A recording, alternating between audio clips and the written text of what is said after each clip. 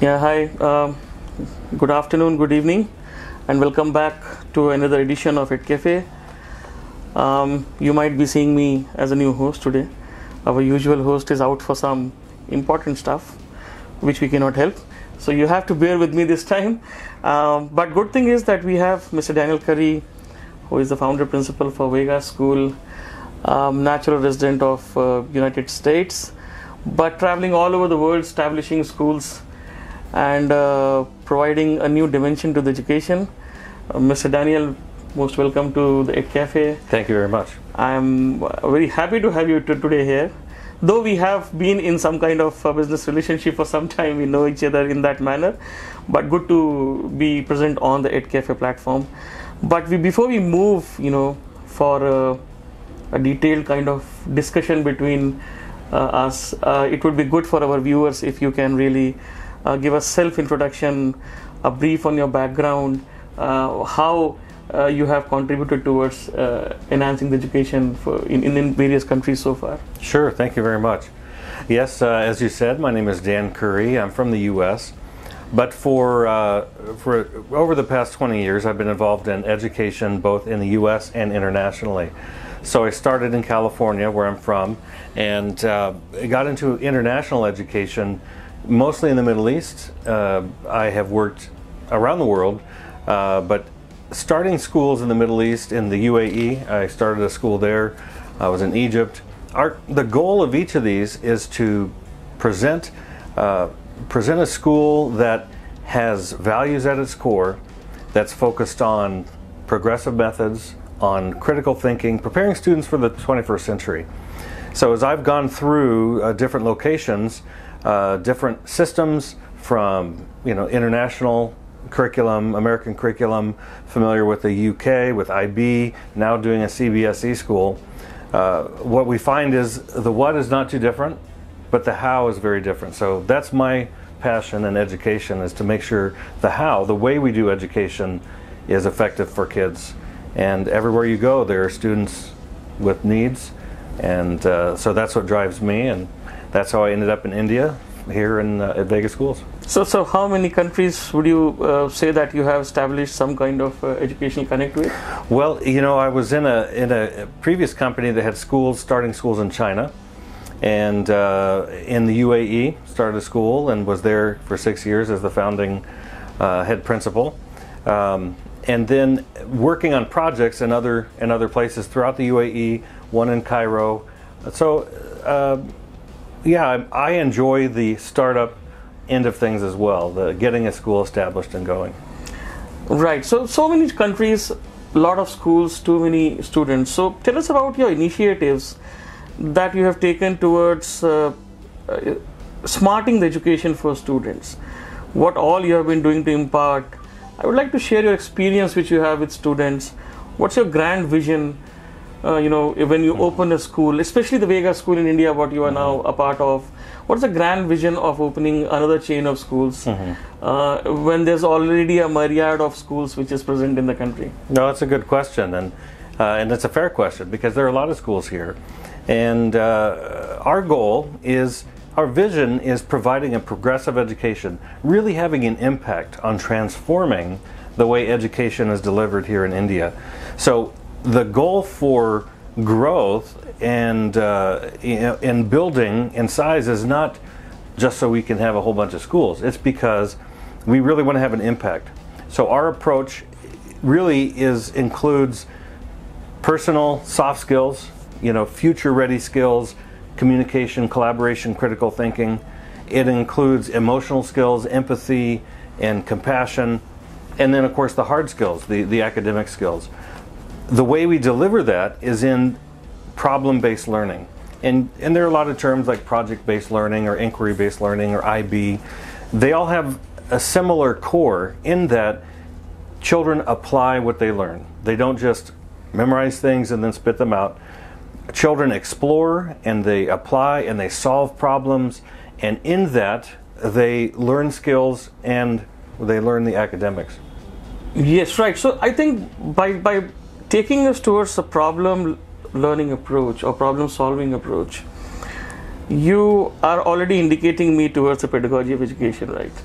which eventually puts me into an understanding which says that you might not be a believer of the traditional pedagogy of education kind of person, but you also have an approach towards practical approach.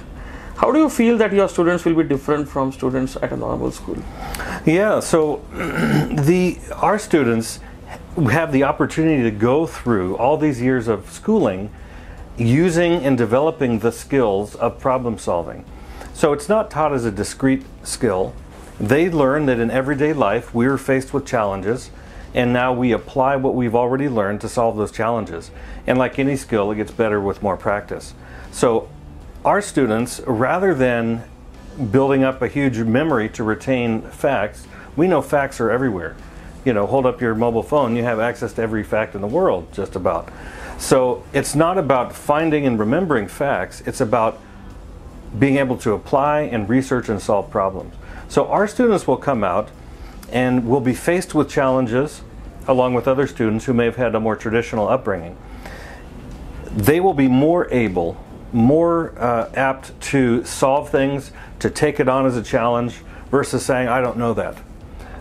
Everything that they see is a challenge to be solved, and they have the skills to start to pick apart, how do I tackle big things. Even in our schools, they're tackling things like air quality or water quality or discrimination, endangered species. We deal with things that don't have any one right answer. We want to see them learn, apply what they know, and then come up with what they think an answer could be. So this could be related to what we have been hearing all over our life, right?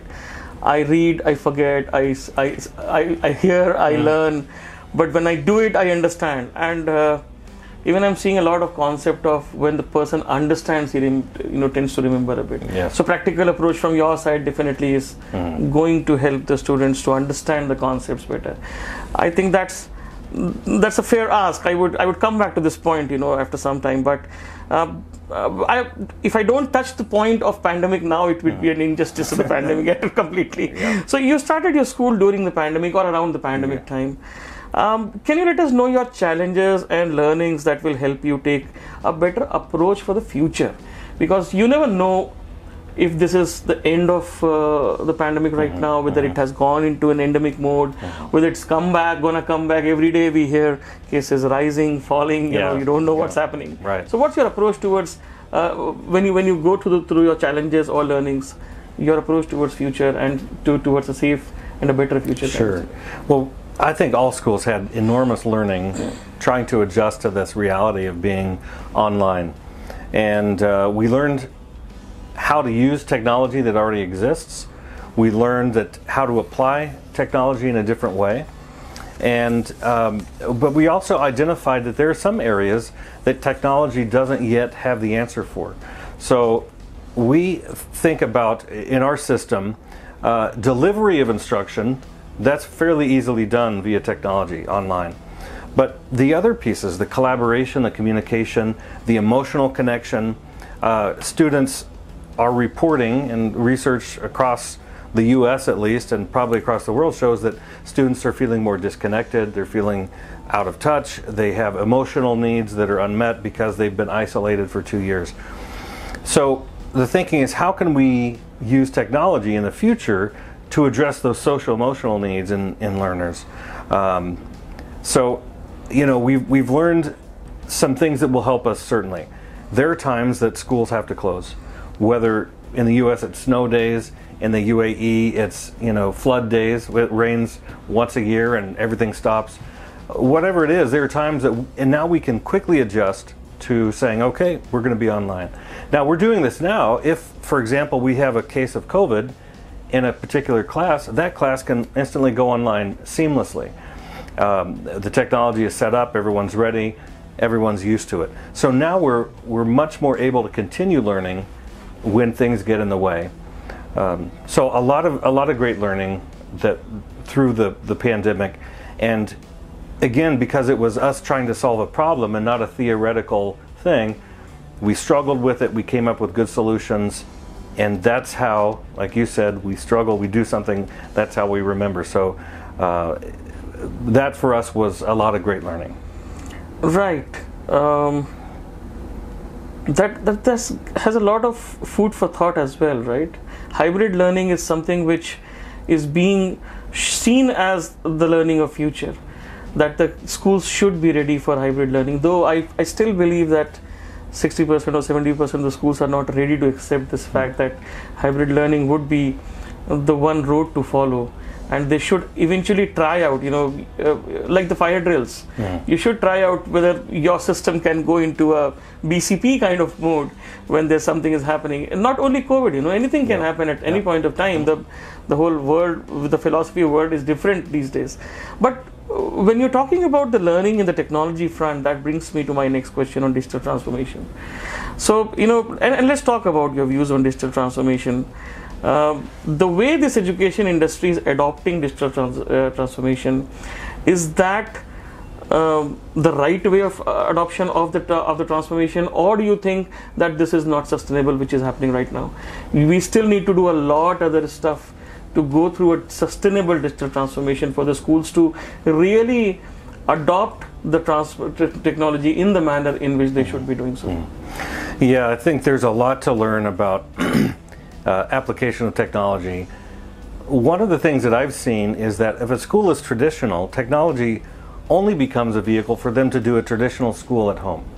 So we need to think about how can technology support progressive and more advanced types of learning. If it's only a traditional school that's lecture based, then technology as it is right now is set. Anyone can record a lecture, a kid can sit at home and watch it, and that's it. But there's more to learning, and there's more to collaboration, there's more to personal connection.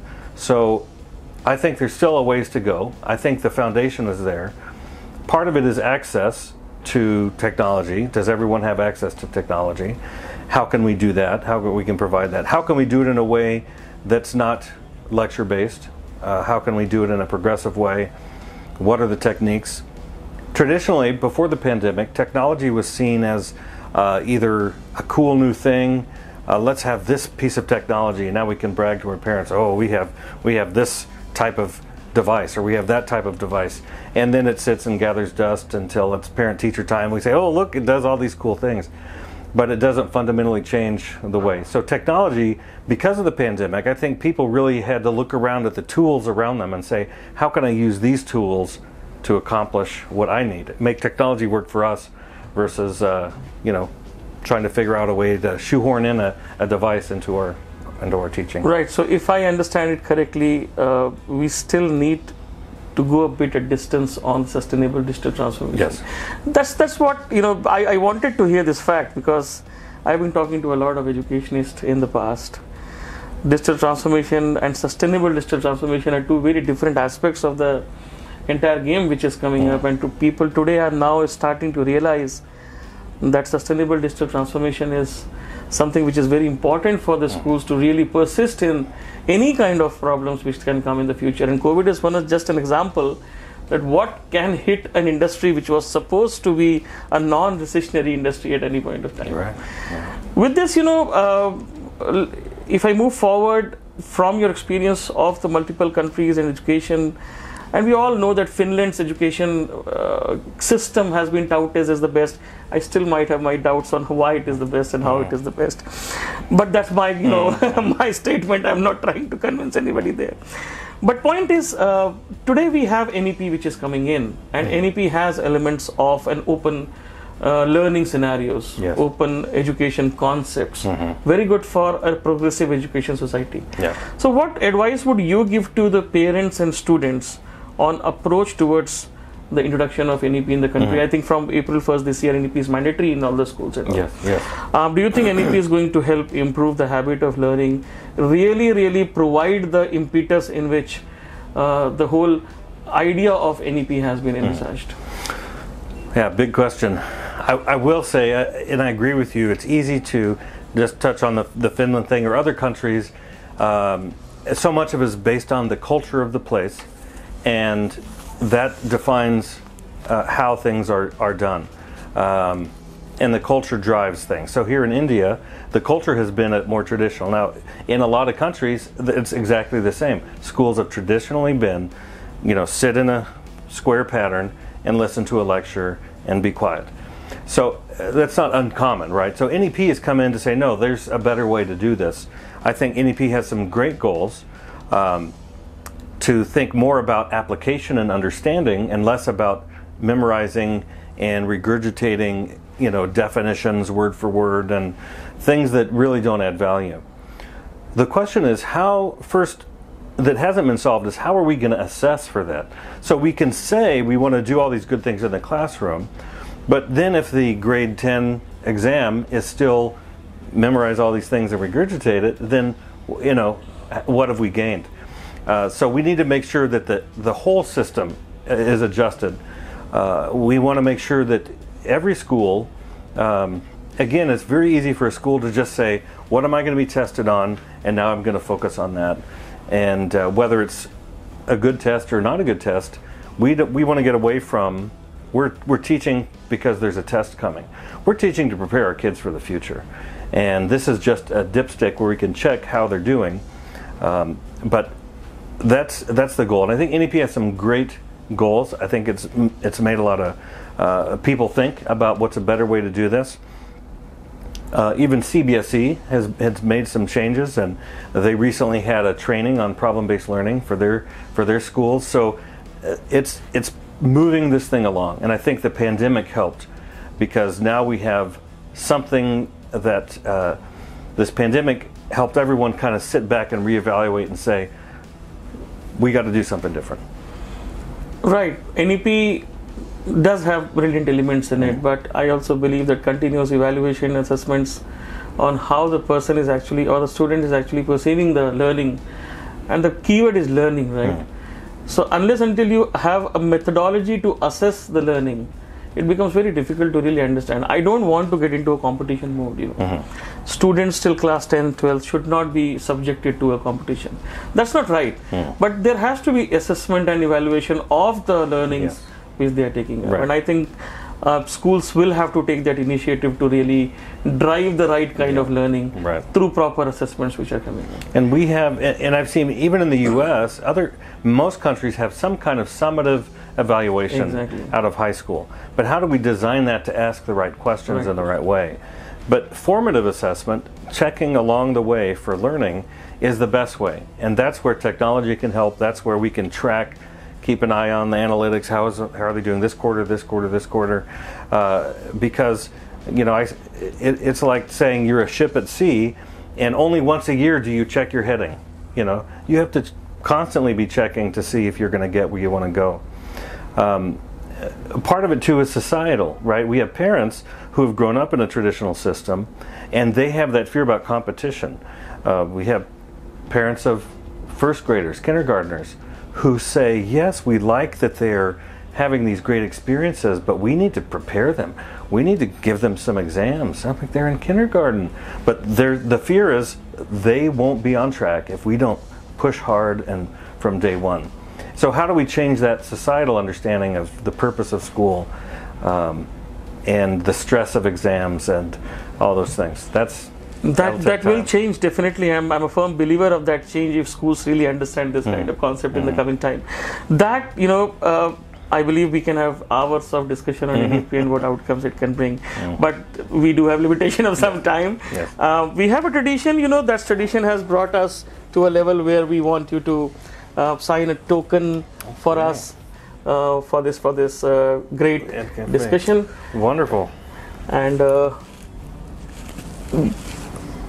with that, we can really call it an end after once we... Okay. So, thank you so much.